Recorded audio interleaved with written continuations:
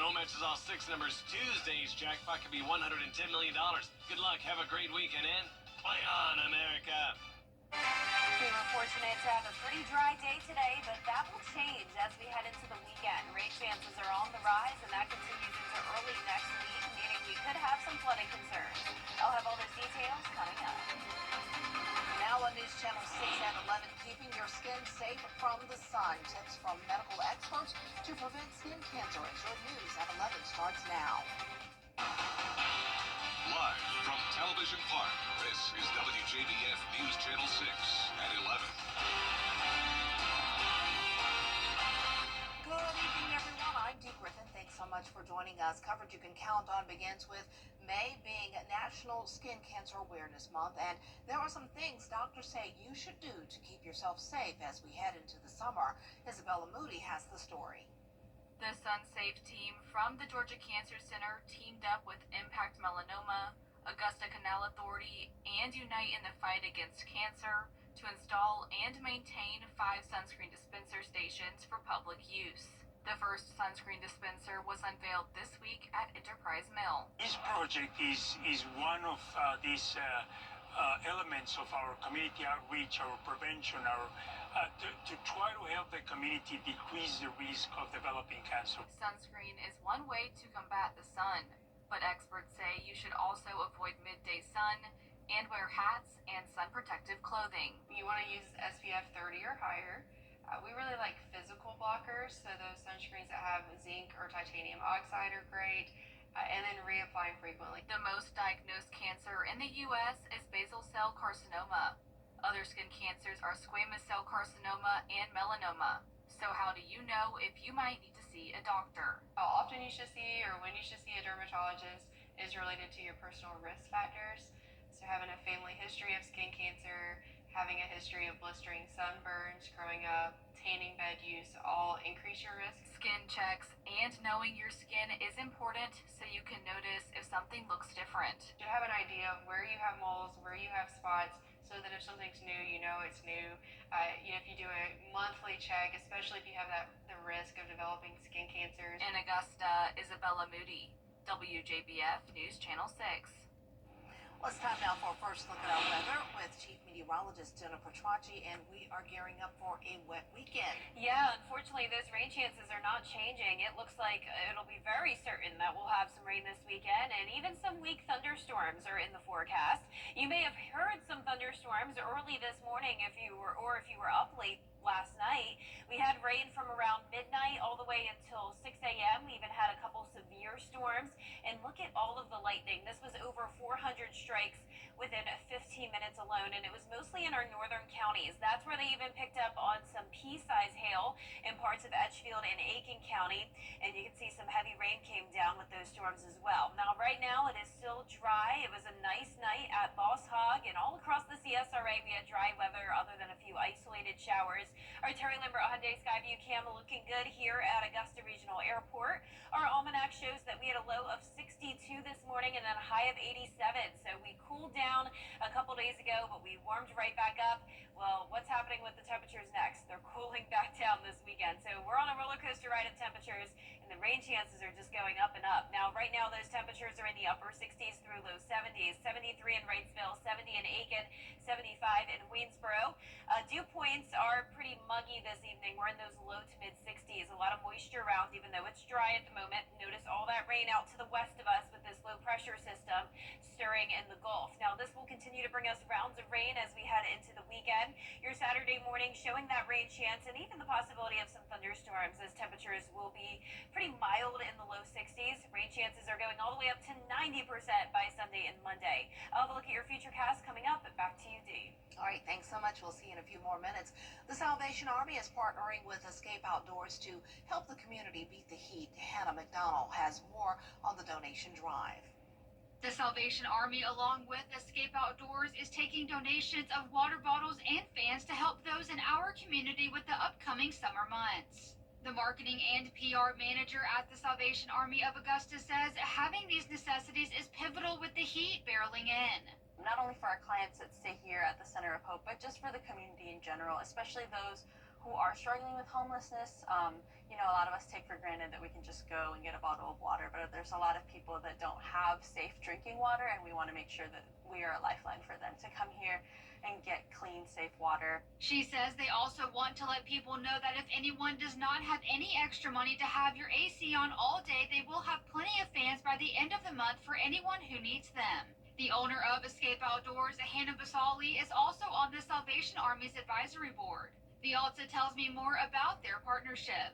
If you go to either of the Escape Outdoors locations, you'll see a big Salvation Army barrel there, and you can just drop off your donations in that barrel. There's also a QR code on the barrels that you can scan, and you can order directly from our online wish list, and that'll ship right here to the Center of Hope. Along with fans and water, they will also take any summer essentials. Sunscreen, sunglasses, hats, that kind of stuff is great for the people that we serve. And so if you're in excess of those things as well, please feel free to drop them off. It's great for us to know that we have those things so that when clients come and ask for them, we can give them out. If you wish to donate any of these items, you can drop them off at the Escape Outdoors locations or the Salvation Army. In Augusta, Hannah McDonald, WJBF, News Channel 6. South Carolina lawmakers are weighing in after the Board of Education banned 10 more books this week. South Carolina now leads the nation for statewide book bans at 22 total. The Education Board says the books violate the state's new regulation that deems any book depicting sexual conduct on the page to be inappropriate for all public school students. State lawmakers have conflicting views on the regulation. The point of the regulation is to have some parental consent. We want to be sure that parents are involved in their child's education. We want to be sure that parents get a say at this, that you don't have books on the shelves in a public school library where mom and dad don't know what their kids are being given to read. This means that people have lost the freedom to read. And as a state that prides itself on giving people freedoms, this is quite contrary to who we say we are. The majority of challenges being made are by one woman from the Low Country. As of right now, the American Civil Liberties Union says they do not plan on taking legal action against the Board of Education. The Richmond County Sheriff's Office has released video footage of Monday's crash that killed an 8-year-old boy, and we have a warning. The video could be deemed disturbing for some people to watch, so we wanted to give you that warning. It happened on Peach Orchard Road at Tobacco Road. Now, according to the incident report, both drivers claim to have had green lights, while the red truck you see on your screen made a left turn, colliding into the other vehicle.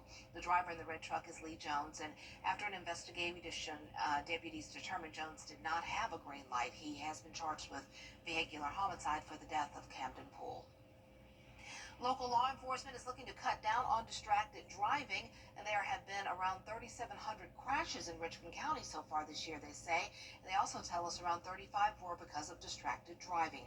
It's easy to be tempted to check your phone when a notification comes in, but most smartphones have a Do Not Disturb feature that will help remove that temptation.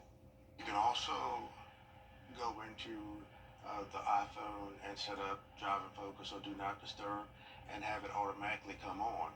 So it'll sense the motion in the car, it'll know that you're driving, and it'll come on itself so you don't have to manually do it. It's the best feature right now that phones have, because it doesn't allow the phone to vibrate. It doesn't, of course, allow it to ring. It doesn't even allow it to light up so you can even look at it.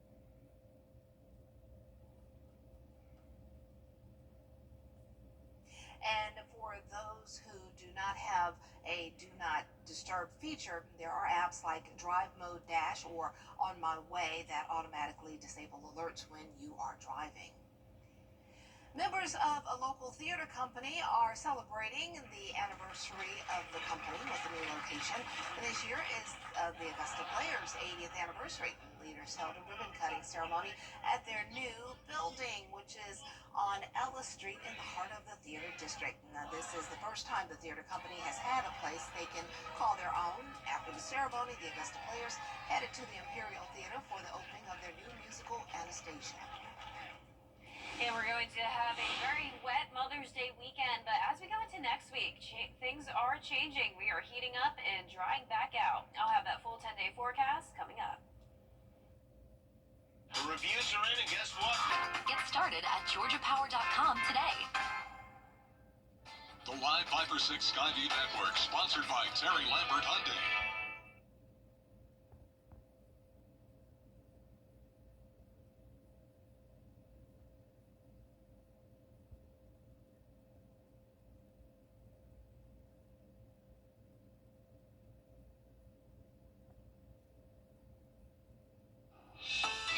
Your most accurate forecast with WJBF Live 5/6. Well, good.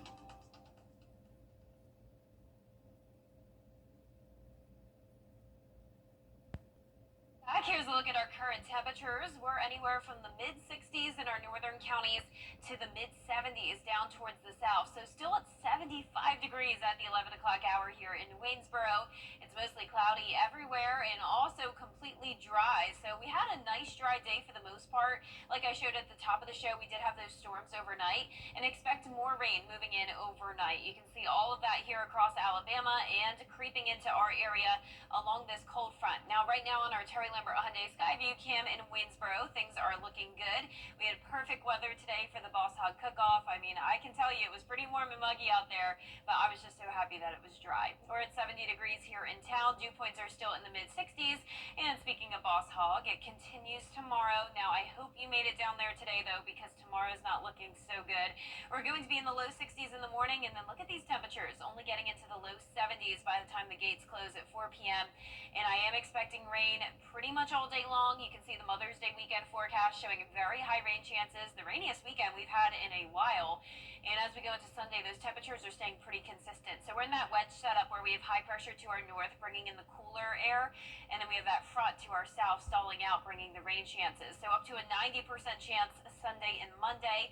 The rain chances start to go down by next Wednesday, but we will get plenty of rain over the next few days. So our futurecast tonight here showing that rain out to our west moving in once we get to around midnight. It'll be widespread across the area overnight into our Saturday morning. Now there will be some periods of dry weather tomorrow and the rain will be coming down very light. So you can still be out and about, but when we see some of these heavier downpours around dinner time on Saturday, that's when you may want to stay inside.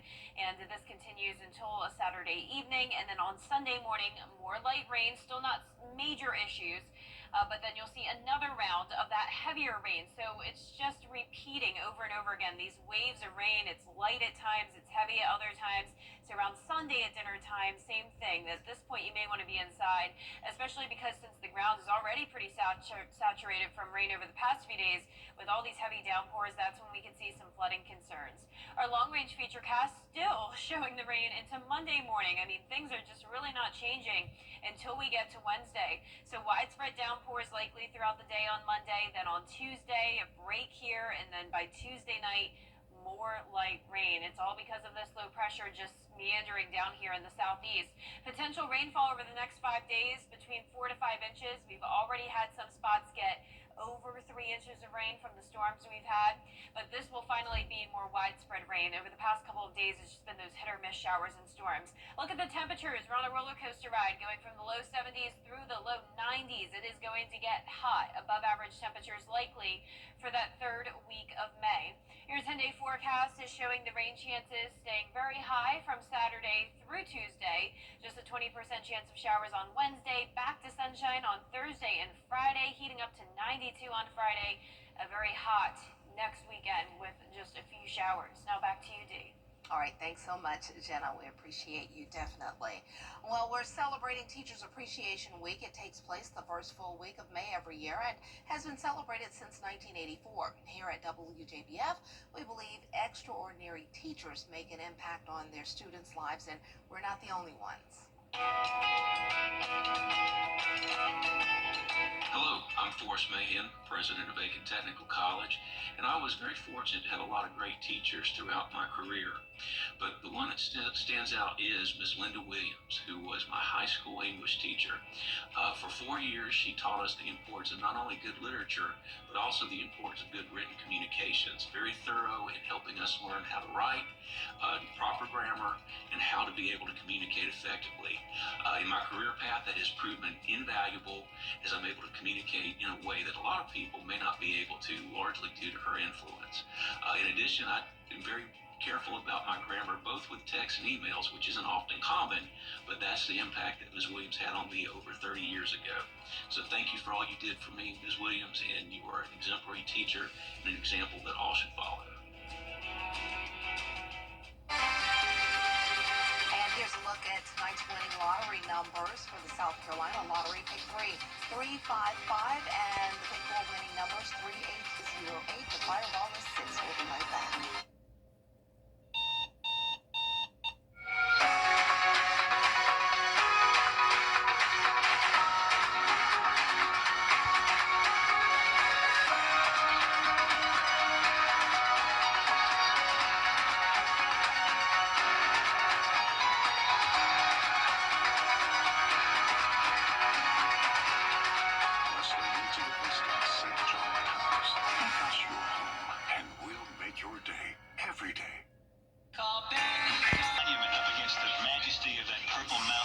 what it's all about.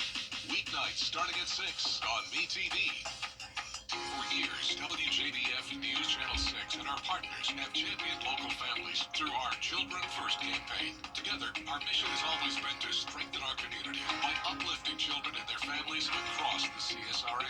Count on News Channel 6 as we make a difference in the lives of local children. To learn more, visit WJBF.com/Children First. WJBF News Channel 6's Children First initiative is sponsored by Bridgestone and by Costello Law Firm.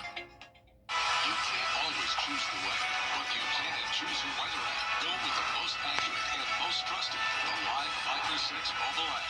Download it today. Now, WJBF sports coverage you can count on. Spring sports continue here in the CSRA with the Fox Creek girls soccer and softball teams in action against their respective opponents. Let's take you to the pitch first, where the Predators host a physical Anor squad. Fox Creek nets a pair of goals in the first half before Anor clamped down a bit on defense, but freshman Aaliyah Snyder scores an insurance goal late in regulation. She had 2 on the night. Junior Avery Morgan scored her 50th goal this season. Fox Creek goes on to win it 3-0. It's their 16th victory of the season and 6th straight. They'll advance and take on Oceanside Collegiate Academy, which Coach Jason Spink says will be the team's toughest challenge yet, but he likes where this squad is ahead of Tuesday's game. Put in the work, keep the effort up, and they'll see the results from it. But we need every one of them to make sure they're focused, they put in the work, high energy, and encourage each other. That's the big thing, is they constantly encourage each other. So we got a tough task, but I think we'll be matched up with them well. They'll continue their season in the winner's bracket, traveling to face Ocean Collegiate. Now to the Diamond, where Fox Creek welcomed Loris to town. It was all Loris, though, in this one. The Lions bolted out to a 4-0 lead in the second inning, and while Fox Creek would settle down and add in a couple of runs late, the Lions, they would not let up. They knocked off Fox Creek 8-2 Friday evening, sending the Predators to the loser's bracket. Well, they'll take on either North Charleston or Waccamaw on Monday. In 4A softball, the North Augusta and Midland Valley softball teams square off in an elimination game Saturday afternoon. The two teams met earlier on in the week with the Mustangs beating out North Augusta 16-7. The winner of this game moves on to play South Florence on Monday. First pitch set for noon at Midland Valley. Now over to college softball, the Clemson Tigers squared off in the ACC tournament semifinals against Virginia Tech. Clemson using their defense early on, with Sam Minish making an unbelievable grab at the wall here, robbing a Virginia Tech home run. Then the Tigers clawed back using an 8-run 6th-inning rally. Marion Collins with an RBI double into the left field gap. Clemson goes on to win it 10-9. They'll take on the top-seeded Florida State Seminoles in the ACC Championship. First pitch set for Saturday, 2:30 on ESPN. Now, the high school football season just around the corner here, with some schools beginning spring football this week, including Burke County High School. I spoke with head coach Franklin Stevens earlier at the Boss Hog Cook-Off on what to expect for this season. Focus is going to be finding replacements for those guys we lost last year.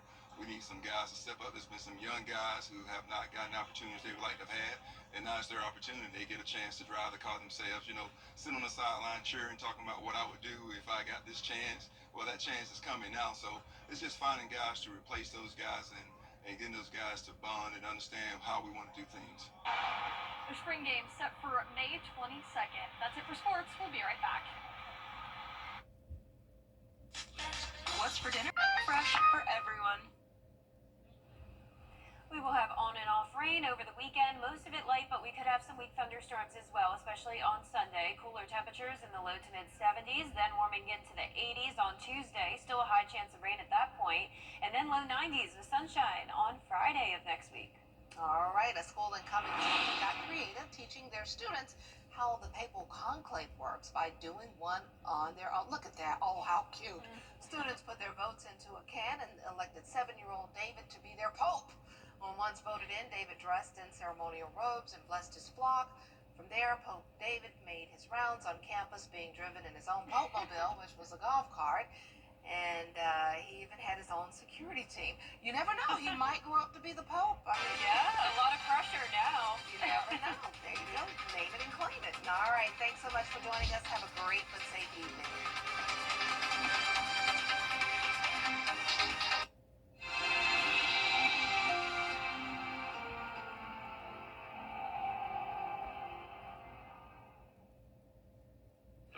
significant loss in a wrongful death case are the intangible losses. The intangible things are those things that people say there's not enough money in the world. That is, not being able to take your daughter downtown, a wife or a husband not having their partner during their golden years.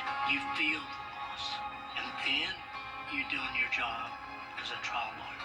If you don't feel it, you're not doing what you're hired to do. It's a News Nation exclusive. There's obviously something